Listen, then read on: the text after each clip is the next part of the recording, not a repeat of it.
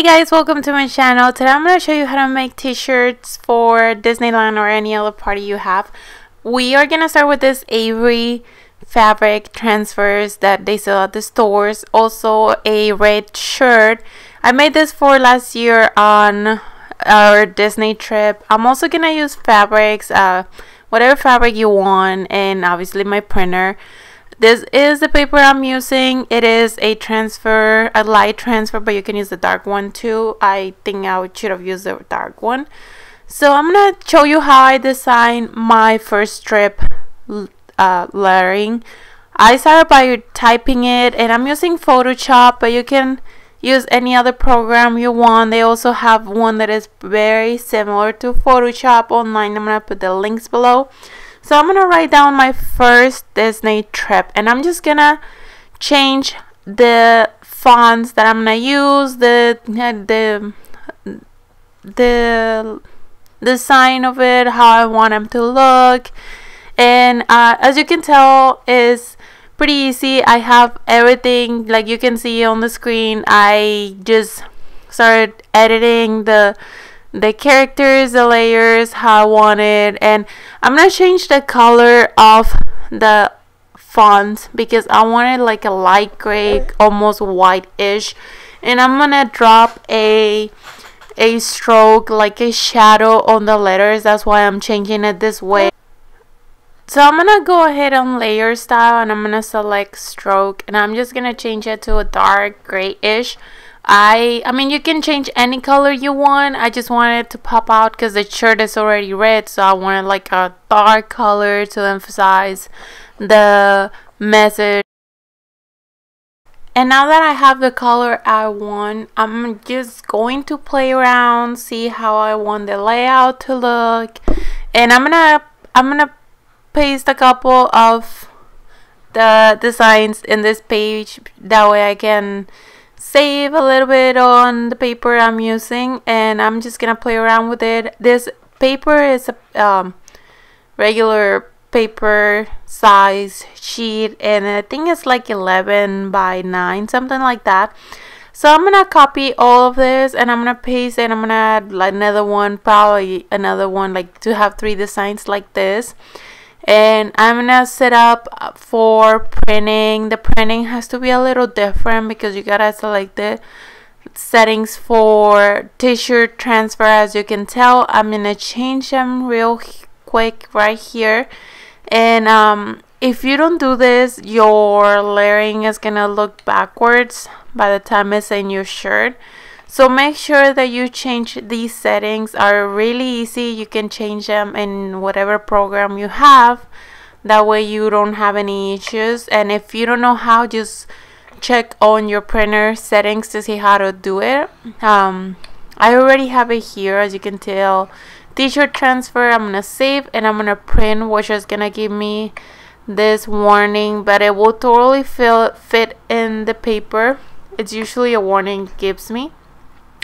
So now I'm gonna wait. I'm gonna print it out, and it will take a little longer than any other paper because it has to do it for t-shirt transfer. So just be patient. As you can tell, it's already coming out backwards. It is flipped like in a mirror, but by the time you place it on your chair, it will look fine. Now I'm using this sewable paper, and I got it at the store.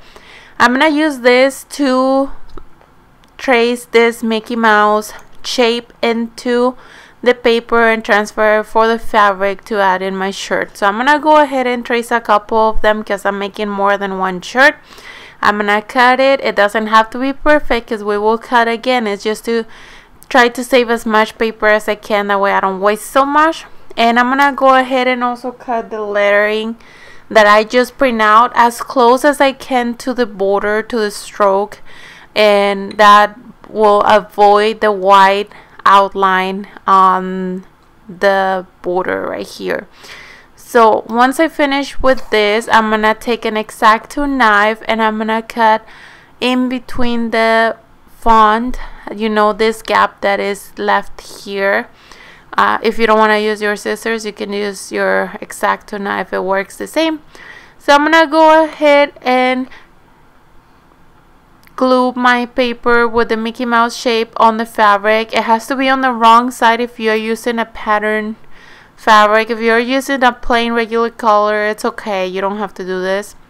I'm gonna follow the instructions on the packaging, which is like a medium high setting, and I'm gonna glue the paper to the fabric. I'm gonna fuse it in here. I'm gonna cut around the whole shape of Mickey Mouse and just try to go as close on the trace, that way it doesn't look funky. So I'm gonna cut this remains out, and I'm gonna have pretty much everything done. Now I need to figure out what position I want everything here. The layering has to be with the paper up because we are gonna remove it afterwards.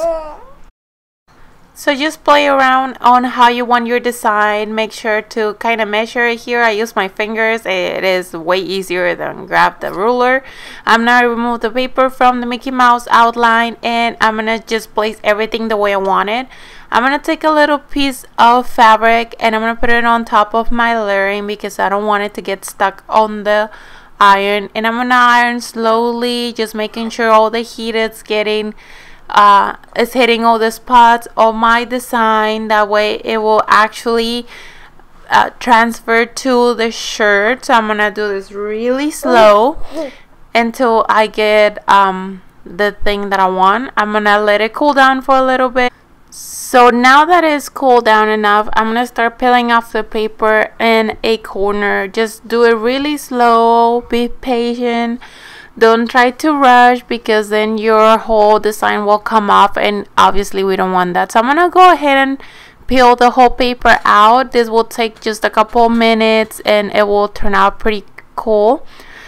You can choose any design you want. I'm gonna place this one in my vlog so you can download it if you're planning a trip to Disney.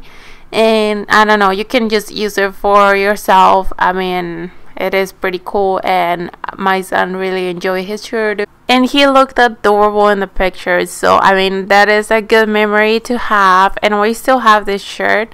Now I'm gonna go ahead with my sewing machine. I'm gonna pick these settings, and this is just to do a look-alike embroidery. I'm gonna sew this all around the Mickey Mouse head, that way I can actually maintain the Mickey Mouse outline in here, but you don't have to. You can pick the non-sewable, and this is what it looks like. It was fun. It was a cool day. I'm gonna leave the link below so you can check it out.